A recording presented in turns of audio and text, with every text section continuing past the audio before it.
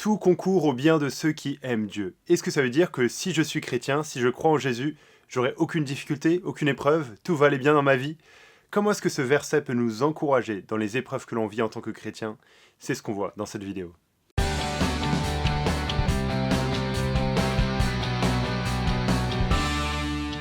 Salut les amis, content de vous retrouver pour une nouvelle vidéo. Je m'appelle Benjamin Egan, je suis blogueur sur tpsg, toutpoursagloire.com, et aujourd'hui on va parler de Romains 8, verset 28, qui nous dit ceci: Du reste, nous savons que tout contribue au bien de ceux qui aiment Dieu, de ceux qui sont appelés conformément à son plan. Comment comprendre ce verset et qu'est-ce qu'il veut nous enseigner aujourd'hui? C'est ce qu'on va voir ensemble. Comme John Stott le dit dans son commentaire, si on comprend bien ce verset, c'est comme un oreiller sur lequel reposer nos têtes fatiguées. Un oreiller sur lequel on peut se reposer parce qu'on est fatigué par les problèmes, les souffrances de la vie. Mais si on comprend mal ce verset, c'est un verset qui peut nous amener vers l'amertume et le désespoir. Et je vais te donner la meilleure manière de mal comprendre ce verset. C'est un petit secret que je te livre parce que voilà, je suis vraiment sympa aujourd'hui. La meilleure manière de mal comprendre ce verset, et je crois que c'est ce qu'on fait souvent avec ce verset en particulier, c'est de le sortir de son contexte et d'y appliquer notre propre définition du bien. Parce qu'il est dit « tout contribue au bien de ceux qui aiment Dieu ». Et naturellement, notre définition du bien, c'est notre bien-être, notre confort. C'est un peu la vision moderne évangélique que le but de Dieu dans ce monde, c'est notre bien-être, c'est notre confort. La raison pour laquelle Dieu existe, la raison pour laquelle Dieu agit dans ce monde, ça doit être pour notre bien-être, ça doit être pour notre confort, pour qu'on ait une meilleure vie sur cette terre. Et donc on prend ce verset, tout contribue au bien de ceux qui aiment Dieu, et on se dit, ben voilà, dans toutes les épreuves qu'on va avoir, dans toutes les difficultés qu'on va avoir, Dieu va nous délivrer, parce que tout doit contribuer à notre bien, si on est chrétien. Et il y a même des faux enseignants qui vont t'encourager à prendre ce verset, à le proclamer, pour faire en sorte que ces choses arrivent, à le répéter tous les matins devant un miroir. Oui, oui, tout va contribuer à mon bien, j'aurai aucune épreuve, aucune difficulté, je vais connaître que le succès, je vais réussir mes examens, je vais avoir un bon mariage, j'aurai rien de difficile dans ma vie, tout va aller bien. Mais ça, les amis, c'est vraiment une mauvaise manière de lire ce verset. Non seulement parce que c'est pas ce que ce verset enseigne, on va le voir dans un instant, mais aussi parce que si on pense cela, alors la souffrance va arriver, c'est inévitable, on va vivre des choses difficiles, la souffrance va s'installer, va rester, et soit on va grandir envers l'amertume, envers Dieu, on va se dire mais Dieu n'est pas fidèle, Dieu a promis qu'il va me délivrer de ces épreuves, comme je le pensais, et il n'est pas en train de le faire, donc Dieu n'est pas fidèle, Dieu a menti, Dieu n'est pas bon. Ou alors on va grandir vers le désespoir, on va se dire mais si je souffre, c'est ma faute, c'est que Dieu m'aime pas, c'est que j'ai pas assez de foi. Et certains vont te dire ça, si tu as assez de foi, tu serais délivré de toutes ces épreuves, mais si tu n'en es pas délivré, c'est que tu as pas assez de foi, c'est que tu pries pas assez, c'est que tu donnes pas assez d'argent. Du coup, on va grandir vers le désespoir. Mais tout ça, ça vient d'une mauvaise compréhension de ce verset. Ce qu'il faut, c'est bien comprendre ce verset. Et la meilleure manière de bien comprendre un verset de la Bible, c'est de le lire dans son contexte. De dire, mais qu'est-ce qui est écrit avant et qu'est-ce qui est écrit juste après? Si on regarde ce qui est écrit juste avant dans ce verset, dans le chapitre 8 de Romains, on voit qu'à partir du verset 18 en particulier, il est parlé des souffrances.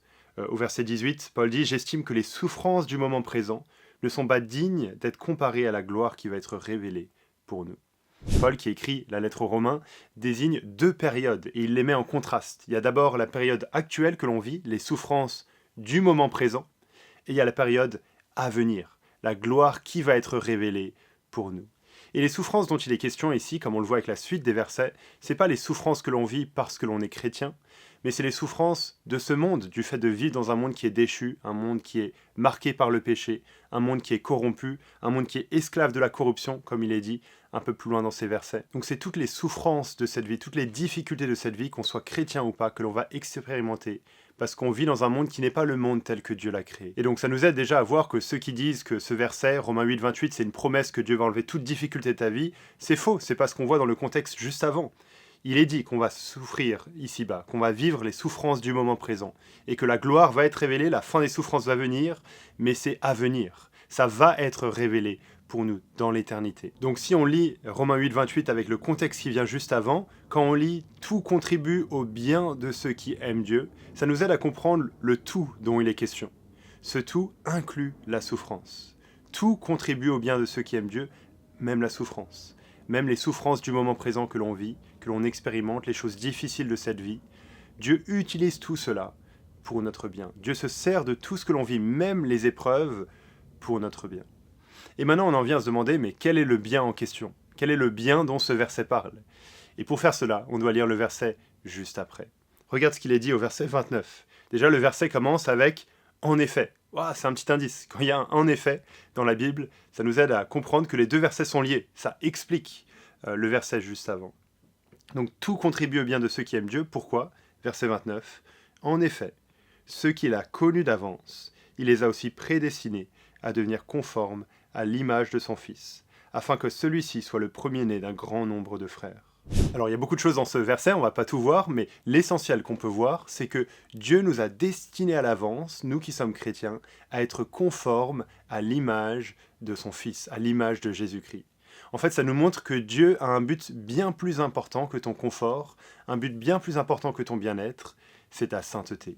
Le but de Dieu, le plan de Dieu pour ta vie, c'est que tu sois parfaitement ressemblant à Jésus. Le but de Dieu, c'est pas notre confort, mais c'est qu'on soit conforme à Christ. Alors oui, c'est vrai que par la foi en Jésus, on est juste aux yeux de Dieu.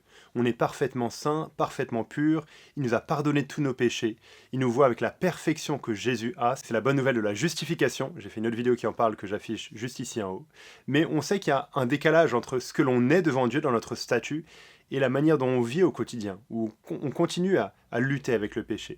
On continue à pécher et le péché reste présent en nous. Mais ce que ce verset nous dit, c'est qu'un jour, ce décalage qu'il y a entre notre statut, ce que l'on est devant Dieu, et la réalité, ce décalage sera enlevé. On sera parfaitement ressemblant à Jésus, sans aucune trace de péché, parfaitement saint, parfaitement conforme à l'image de son Fils. Donc ça nous montre que le but de Dieu, c'est notre sainteté, et ça nous aide à comprendre le bien dont il est question au verset 28. C'est ça ce bien, c'est notre sainteté. Tout contribue à notre bien. Pourquoi? Parce que Dieu utilise tout ce que l'on vit pour nous rendre plus conformes à Jésus, pour nous rendre plus ressemblants à l'image de son Fils. Et ce tout inclut aussi la souffrance. Donc ce que ce verset nous enseigne, Romains 8, 28 et 29, c'est que Dieu se sert des épreuves que l'on vit, de la souffrance que l'on vit, pour nous sanctifier, pour nous rendre plus ressemblants à Jésus. C'est un peu comme si quelqu'un fait une sculpture, on n'a plus beaucoup de trucs comme ça aujourd'hui, mais imagine quelqu'un qui fait une sculpture, il veut sculpter une personne, et il a un grand bloc de pierre qui ressemble à rien. Cette personne va taper avec un marteau, un burin, pour rendre la sculpture conforme à la réalité. Et lorsque cette personne fait cela, tape dans la pierre, chaque coup que cette personne met dans la pierre a pour but de rendre la sculpture conforme à la réalité. Et c'est la même chose avec Dieu. Tout ce que Dieu fait dans ce monde et tout ce qu'il fait dans nos vies, il s'en sert pour nous rendre plus conformes à Jésus. Si on a cru en Jésus, si on lui appartient, alors on sait qu'un jour, on sera parfaitement ressemblant à Jésus, dans la gloire, dans l'éternité, c'est à venir, mais on sait qu'entre-temps, dans tout ce que l'on vit, et même dans les épreuves que l'on vit, Dieu s'en sert pour notre bien, Dieu s'en sert pour accomplir son plan.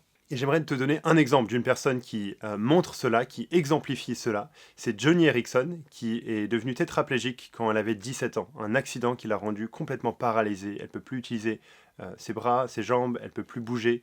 Et c'est vraiment une épreuve difficile. Et elle raconte comment, au début de cette maladie, elle a prié Dieu sans cesse pour que Dieu la guérisse. Elle a prié pour la guérison, mais sans succès.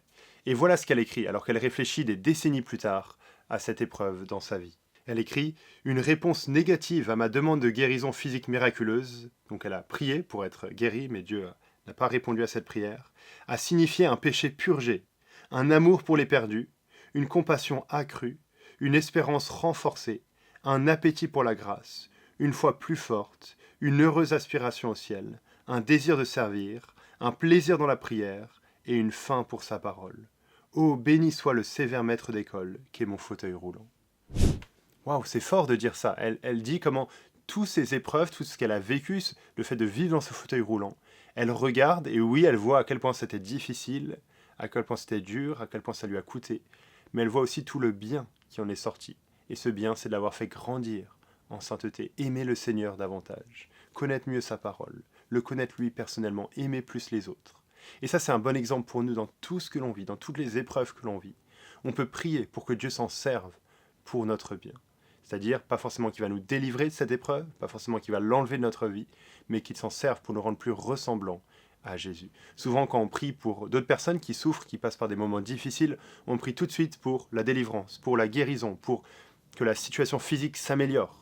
Et c'est pas mauvais de prier pour ces choses-là. Bien sûr qu'on désire le bien physique pour les gens qui nous entourent, pour les gens qui nous aiment, mais ça nous aide à comprendre que dans nos prières, la priorité devrait être de prier pour que Dieu se serve de ces épreuves pour leur bien spirituel, pour les faire grandir en Jésus, pour qu'ils restent attachés à Jésus plus que tout, et qu'ils connaissent Jésus davantage parmi ces épreuves. Alors j'espère que l'explication de ce verset t'encourage, et t'encourage en particulier dans les moments difficiles que tu vis, de savoir que rien de ce que l'on vit n'est en dehors du plan souverain de Dieu, et qu'il se sert de tout ce que l'on vit pour accomplir son plan. Ça, c'est une merveilleuse nouvelle, et c'est un Dieu qui est totalement souverain, un Dieu qui est totalement au contrôle, et un Dieu qui a un but bien plus grand que notre petit confort personnel. C'est tout pour la vidéo du jour. J'aimerais peut-être te recommander un livre si tu veux creuser ces questions de souveraineté de Dieu, Dieu qui est souverain, Dieu qui contrôle toutes choses. Un petit livre écrit par R.C. Sproul qui s'appelle « Dieu contrôle-t-il toutes choses ?» C'est un tout petit livret qui parle de ces choses-là. Est-ce que Dieu est vraiment au contrôle de toutes choses et qu'est-ce que ça implique? Je t'encourage à le lire. Tu peux le trouver sur le BLF Store, blfstore.com, qui sponsorise cette vidéo. Il y a un autre livre que j'aimerais te recommander du BLF Store que je viens de recevoir, qui est tout nouveau. C'est celui-ci, Le travail centré sur l'évangile de Tim Chester. Je ne l'ai pas lu, donc je ne peux pas te dire s'il est bien ou pas bien, mais je fais confiance à BLF qui publie du bon contenu et à l'auteur dont j'ai entendu parler. Et voilà, si tu veux un livre sur le travail, comment mon travail contribue à la gloire de Dieu, je t'encourage à le lire et tu peux le trouver aussi sur le BLF Store, blfstore.com. Je reprends les vidéos les amis, donc abonnez-vous pour ne pas rater. Je vais essayer de viser une vidéo par mois. On va voir si je tiens le rythme. Merci de m'avoir suivi et à une prochaine.